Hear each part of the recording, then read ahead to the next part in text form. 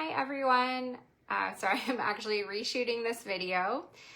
This is my third take now on the astrology aspects. So take one was about 6 months ago, and Facebook has made a lot of changes to the live videos where they're no longer keeping the old videos anymore. So they are deleting them and phasing them out, supposedly for storage. And for Unseen Witches, we are actually moving everything over to YouTube. And then I was just reshooting this video and unfortunately it crashed. So I'm hopeful that is going to work this time. I am reshooting this because originally it was scheduled for an asteroid video. And I am just not prepared right now to teach on the asteroids. Unfortunately, I've been dealing with a lot of personal issues in my family. My dad is really sick right now and he's been in and out of the hospital a lot, and things are just dynamic and changing regularly, kind of on a weekly or even daily basis. So at this time, I just really haven't been able to do the deep dive on the asteroids. I only really know the basics on that, and I'm reading a pretty large book and I have not been making nearly as much progress as I have wanted. So I am pushing back the asteroids for at least a few months. It may even be longer, just until I can really get a good understanding of that to add into the astrology series. It's a heavy topic, so it's not something that I can just research overnight. It's going to take, a lot of hours of work to pull that together. So I apologize if that is what you are looking for right now, but I am reshooting the aspects so that I can have a complete video on YouTube so that anybody who needs to go catch up on the series has the information. So let's keep our fingers crossed and hope that Facebook works with us today and allows this video to go live. All right, so just refreshing what we have done in the past is we have gone through 12 different houses. We talked about the wheel and the patterns that they have. There's 30 degrees in each house, and there's 12 of those, and if you add them all up together, it creates 360 degrees in a circle.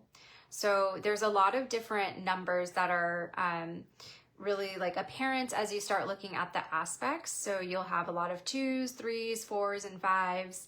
And you can also add in the numerology behind these numbers, and this is really all connected for everything here. Hi, Patience, welcome. And I have comments now, which is great. And Ronette, looks like you're here too. So I apologize that the video just abruptly stopped. So hopefully it will work again. I am just going to start from the beginning and hope that Facebook works for me today. This one is looking better. I've got comments and everything, so keep my fingers crossed. All right. So there's major aspects and then other or minor aspects. So I've broken them down into two different sections. So for the major aspects, we have conjunct, and this is ideally 0 degrees from each other. So if you think of the two planets being right on top of each other, that is, really a true conjunction. But many astrologers will look at the planets, if they're within 10 degrees from each other, that they would consider that conjunct. So it's really up to you to consider, what conjunct means for you and how close you want to be on there. I personally kind of look at it 5 and under. Within 10 degrees, I definitely think of it as well, but I don't, it depends, I guess, on the whole chart. But a lot of times, unless it's under 5 is something I think is really, really strong. And then 10 or under is notable, but maybe not the strongest in the chart. But it does depend. Is it your sun sign? Is it what's happening? What are they there for? So it is really important to kind of look at the whole picture with astrology. So when conjunctions happen, it's a blending of energies. So if you think of taking two different planets together and putting them, a lot of these are deities, right? So you take the two deities, you put them in the room. How are they going to act? Because now you have two of them in the room, so they're blending together, and this can be good or bad. It depends on what the planets are and who's together. So it's a very powerful aspect because you're bringing these two very powerful planetary energies together. And some of them are harmonious and some of them clash. And so depending on which ones they are, it's going to be a good or a bad thing for you. So one of the next major aspect is a sextile. And these are when they are 60 degrees apart. And again, you want to be really as close to 60 degrees or any of these degrees as possible. You know, give or take a few degrees, it's most people will kind of count that. But again, you know, some of these the more exact you can have on these, really the better, especially because there are different placements at, you know, 45 and 72 degrees. So you don't want to get too far away from that. So a sextile is a very harmonious aspect.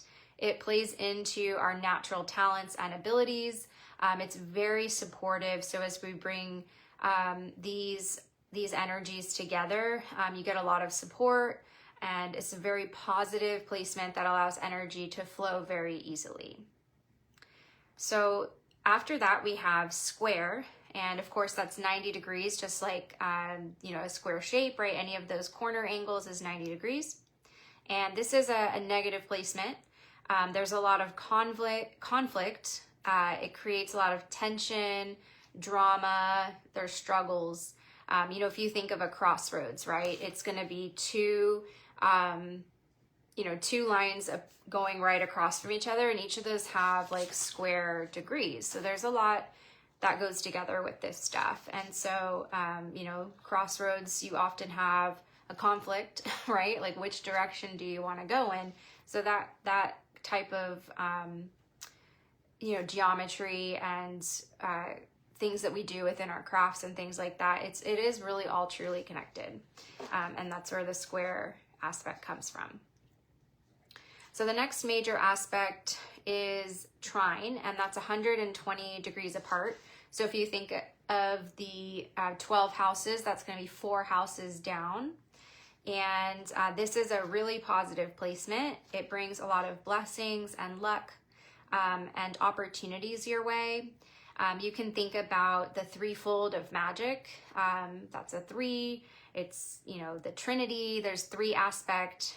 We use a lot of this. And again, it's very all interconnected. And it's an easy one to remember for the square and the trine because of these other aspects that most of us use in our different practices.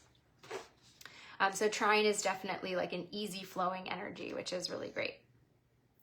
And then the last major aspect is an opposition. So this is the direct opposite side of the circle, and that's 180 degrees. And again, this one is another negative aspect. It's an opposing force. It's on the other side. It's the 2 planets facing off with each other, and it creates a very intense and conflicting energy. But at the same time, there is a little bit of a hidden lining to this one. It indicates where our hidden strengths are, because we often grow the most out of the hardest parts of our lives. And the opposition, it kind of goes together with the word opposing and opportunity. That's how I remember it, is that it really gives you a big opportunity for growth if you so choose to work on yourself in this area. All right, so I'm gonna check the comments. And Ronette is mentioning that it's really interesting how much information you give. There's a lot to it. Thank you. Yes, astrology is a true science. It takes many years to really get a good, solid grasp, but I know that everyone here can do it. And there is a lot to it, but the more that you just keep working on it and keep using it, the more that you will see it everywhere and it will make sense. And I truly believe that astrology is one of the main foundations of magic and a lot of the practice that has been built. And so the more that you study it, I think the more that it ties everything together, even though it is really more of an advanced practice. All right, let me turn my computer back on because I like having that. Just to double check everything's working. Okay. So now we're going to go into the minor aspects, or sometimes other aspects. So one of those is a quintile. So this is 1/5 of the zodiac. So we were just talking about the trine, which is, 4 over. And so, actually, no, that's a quincunx. Don't quote me on that. Scratch. Okay. So the quintile is 72 degrees apart. It is where we find a lot of creativity and intellect. We can channel a lot of our talents here. It is positive, and there is just a natural flow of energy with quintile.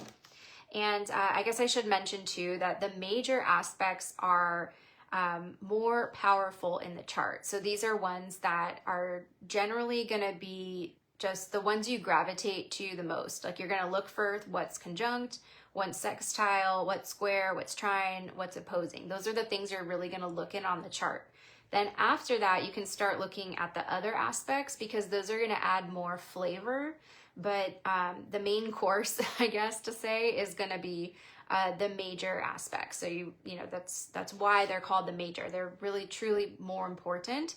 Whereas the other things, they are important, but they're going to be they're not as strong as the others. So if you see something in your chart, like pay more attention to those major aspects. All right, so we've got a couple questions. Patient said, you explained the meanings of the aspects in a way I was able to understand. I am so glad to hear that. And yeah, your autism makes new info confusing. I also am neurodivergent and have ASD as well. So I totally get that. And I'm glad that this is helpful. Yeah, there's just a lot to it. And just keep working on it. And I'm glad that this is try to break it down in an easy to build on way. And if you haven't had a chance to check out the rest of the series, I definitely encourage you to do that. I have them posted in order on my channel in the order I recommend for learning. And the quintile is 72 degrees apart. So the quincunx is also called injunct. You'll see that around somewhere. I generally use quincunx, but inconjunct is used. So you might see that as you're working around. They have pretty different names there, so just kind of a good one to note. And this is where I was trying to say 5 signs apart, because we were looking at the trine, which was 120 degrees, and that's 4 signs. So we look at the houses, right? We have all the different houses. And then the quincunx is going to be 5 houses apart. So that's 150 degrees.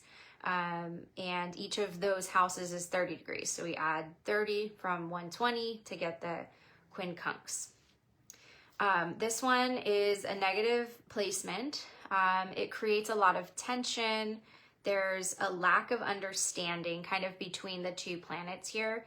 And it can be unpredictable. So there's just this kind of tension that is underlining all the time with quincunx. It's unbalanced and it's hard to find common ground. So the quincunx actually, when there's 2 quincunxes pointing to one other planet, it's called a yod or a finger of God. Sometimes people have that. It's a fairly rare placement, but basically it's where there's 2 really tense, or there are 2 areas of friction on these planets that are pointing to the same planet. And it's something that's very fated in your life. So it's something that you have to constantly keep doing and working on to make happen, because it is a fated line. So that's something you can look at to see if you have in your chart. The quincunx on its own definitely still has that fated aspect. But when there's 2, it's it's pointing on your chart, kind of like the finger of God is you have to do this. It is a fairly rare placement, but it is very notable if it's something that you have, because if you're not following that, it always has tension, but it has a lot more tension if you're not following it. So it is pretty important.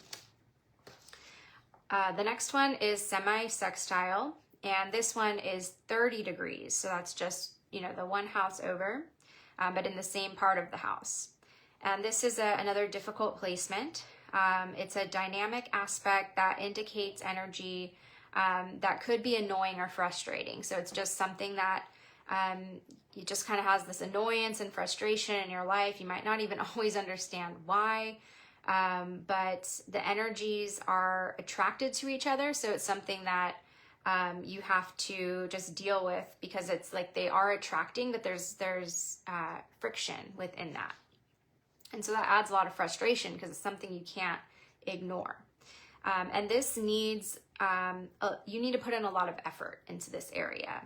But at the same time, just like the opposition was something that gives you an opportunity for growth, this is something that you can really use to get new information about yourself. You know, as you work through this aspect of you, this is something that, yeah, you'll just get new insight, new developments about yourself. It's a good place for learning, but it does just kind of have, you know, this frustrating, annoying feel. All right, the next one is a semi-square, and this one is 45 degrees. So you think of, you know, a square, 90 degrees, half of that is 45 degrees. So this is another difficult aspect. So of course the square was difficult. This one's also difficult. And this is a challenging energy. It's a place where you can tend to get like a flare up of energy, a little too much passion, you know, not in the good way. And this is an aspect that you really need to focus on bringing calmness into. This is probably not an area that you're really going to master in your life. This is just something that you just really struggle with. And you want to kind of reduce the energy in there so that you reduce the tension. Yeah, just bringing calmness into that space and knowing that, you know what, that's going to be just something I struggle with in my life. It's helpful to know it's not for you, that area. And it's good to have these things about ourselves. All right. And then another one that is a challenging aspect is, this one is very hard to pronounce. It is a sesquinquadrate. So that is 135 degrees. This is, again, a very challenging aspect, and it's similar to the square or the semi-square. It's an even more challenging energy. And you just really need to learn how to control yourself here. This is an aspect that you probably just, you know, you get flared up and you lose control when these things are activated. And this is not something, again, for you to master in your life. This is something you just need to get control over because it's a problem. So, you know, the semi-square is a challenge that you need to bring the calmness into, but the sesquinquadrate is one that you need to learn how to get some self-control, because that's a pretty challenging one. And again, you know, it does matter what planets you have and what houses that they're in. So as you're looking at all of these different things, you'll really start to see, okay, this plays into my life in this aspect versus that aspect. And that's, I shouldn't use the word aspect because we're talking about aspects, but it plays out in this area of my life, right? So you can see those different things as they go into the houses. Like, is it your career? Is it your relationships? Is it your family? Is it how you treat yourself? Is it how you see society, right? You could have all these different aspects in these different areas. All right.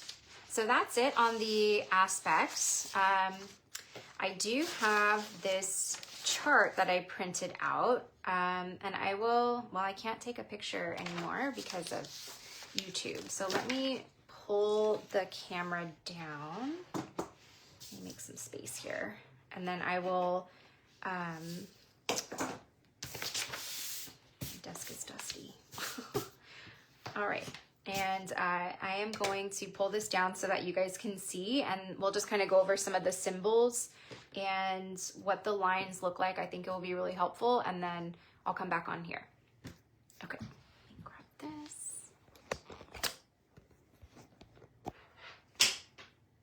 Flip it. Okay, so hopefully you can see. I apologize, my desk is a little messy. But on here are the various different lines. So this isn't all of them, but you can hopefully see that we have the sextile at the 60 degrees. So if this is the planet, right, we're looking at Mars here, we can look and see how, if there was another planet in this house or this house or this house, what they would mean. And it's the same on either side. So the obvious one is going to be the opposition. So if we had a planet here, it would be opposing Mars up on that side. And then for a trine would be here and here. A square would be here or here. And again, you can see that shape of a square. Let me grab a Post-it note. So if I was going to stick like a Post-it note in there, you can see it wasn't almost exactly a square. This is not the best visual, but you know, in the ideal world, it would be a square. And then we have sextile up in that area. So I hope this chart is useful. And I just found this on Google Images. There's plenty of, you know, various ones like this around. And then I have one more chart that I feel will be useful. So, you know, just a quick rundown. These are the different signs, and I did go through all of this already and draw it out for everyone. You know, there are some slight differences to how the signs are drawn with various practices and such. Especially with Capricorn, that one I see probably the most variance on. But, you know, just to recap on some of the other ones, I really recommend utilizing these signs as much as you can, because the more that you draw them out, the more that you're going to bring that into muscle memory and memory into your brain. And, you know, it's good to do. So if you're writing and you're journaling, a really easy way is to write down the sign that the moon and the sun are in that day. And before you know it, you will have all of these symbols memorized if you don't already. And then same with the planets. So we haven't gone over every single one of these, but these are, well, we've gone over all the planets. And I think we also went over the nodes and Chiron. Yeah, we definitely did. And then the last 5 on here are the asteroids. So those ones I will be going over down the line. And I might pull some more in too. I mean, I think there's like hundreds of asteroids at this point. I mean, Earth is, I guess, not an asteroid, but obviously that's the planet that we're all sitting on. But there are additional asteroids. They're just not as popular. So these are going to be the most popular ones. All right. And so then these are the ones today that are the most important. So if this is new for you, I definitely recommend putting this into your book of shadows and your journal so that you do have these symbols.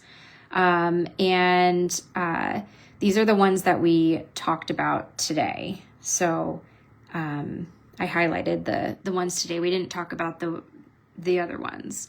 But conjunct, you know, it's basically trying to show that, you know, there's 2 planets right next to each other. So that's why it just has the one little line, that they're basically like right there. Oppositions has 2 circles and a connecting line, which, you know, is to show that one is on the opposite side. Trine and square, fairly obvious, right? The triangle and then the square, the semi-sextile and the inconjunct. They're like the top and bottom of the sextile. So that's how you can kind of remember that. And then sometimes for the inconjunct, you'll see a Q. You'll see that one around, but I think these are a little bit easier just to kind of remember from the basics. Semi-square is the half angle inside of a square. And then sesquinquadrate is drawn out with like a square and a little kind of hook underneath it. All right, so let me switch this back. I'll get this back up here. Sorry, you can see my husband's messy dresser.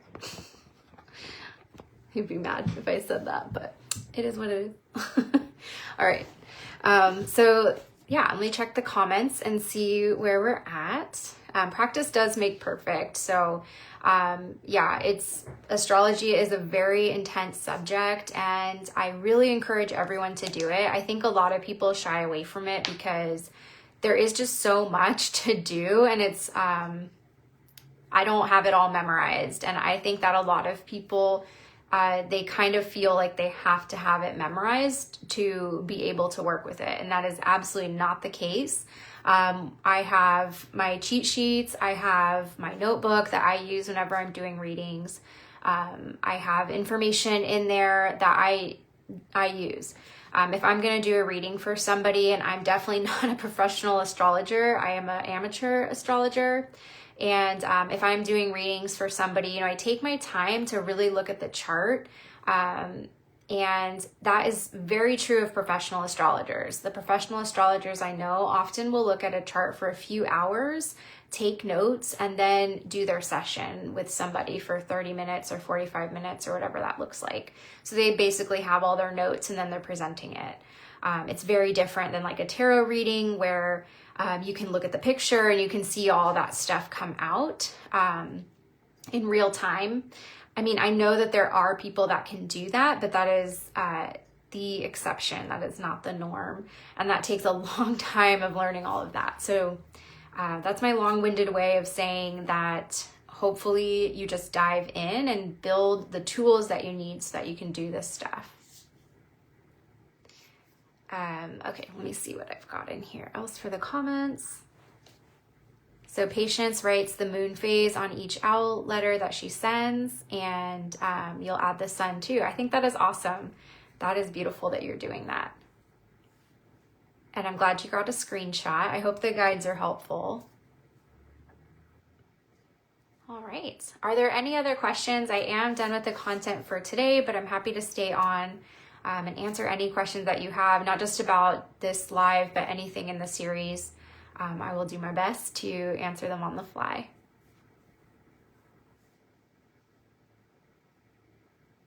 I guess I have a question for you. Well, if you have any questions you put in, how is astrology going so far?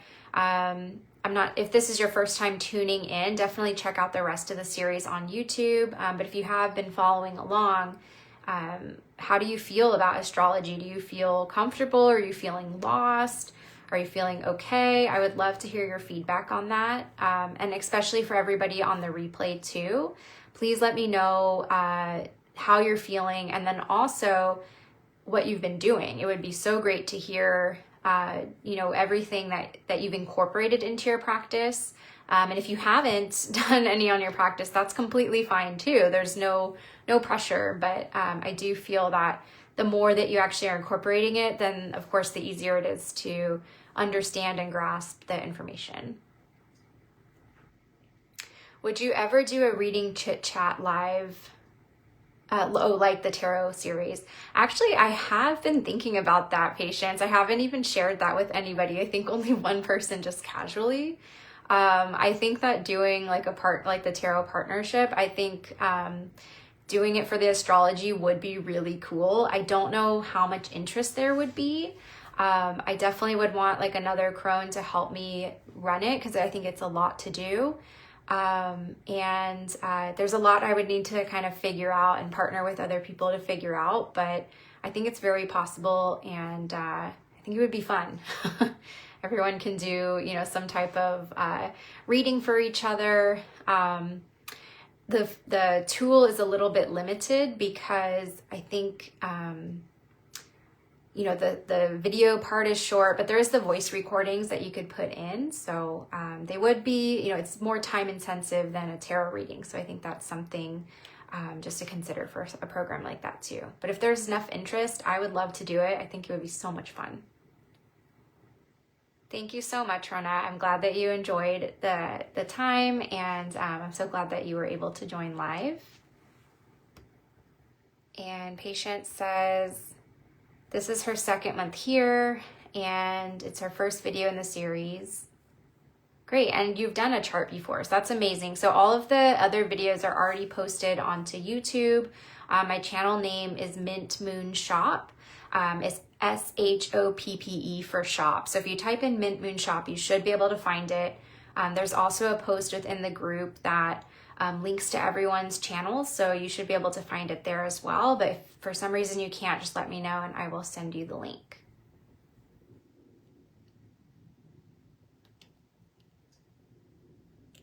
A little lost, yeah, that's okay. It is a lot, but yes, the practice really helps. So the more you look at your chart, I do encourage you to look at other people's charts too, and just say, hey, would it be cool if I can pull a chart for you, and see what you see. And I think one thing that is really cool about astrology too is that it gives you a really different way to develop your intuition in a way that you can kind of fact check yourself in real time. So something that a lot of astrologers feel is like, as you kind of get downloads of information, just like if you did in a tarot or oracle reading or channeling or whatever type of divination that you do, I mean, a lot of it is how you feel or what you personally see or what's coming to your mind, you know, versus maybe what is exactly on the cards or in the smoke or whatever it is. And then that plays very heavily into the divination.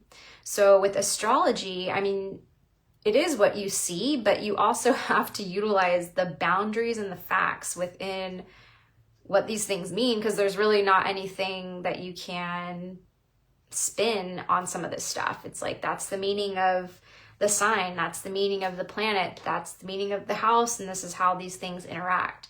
So there's a lot less freedom in that, but I mean, the things that you see that are most important will come up, and I think that it allows anybody who's really wanting to develop their intuition in a more precise way. This is a great one, because you can, as you're reading or as you're studying a chart, even before reading, you can kind of take note of, you know, this is what I'm feeling when I'm seeing, what I'm sensing, and then you can do the research to be like, was that right, or was I way off base? And you'll see with time that you actually will get a lot better at that. Oh, thank you. I'm glad you like the name. All right. Well, thank you so much for joining, and I appreciate you being here, and I will go ahead and end this live. And again, it will be on YouTube. For those watching the replay, either on Facebook or on YouTube, please comment throughout if you can. And I will make sure to keep up on the comments and respond when I get a moment. All right. Thank you so much. Have a great day.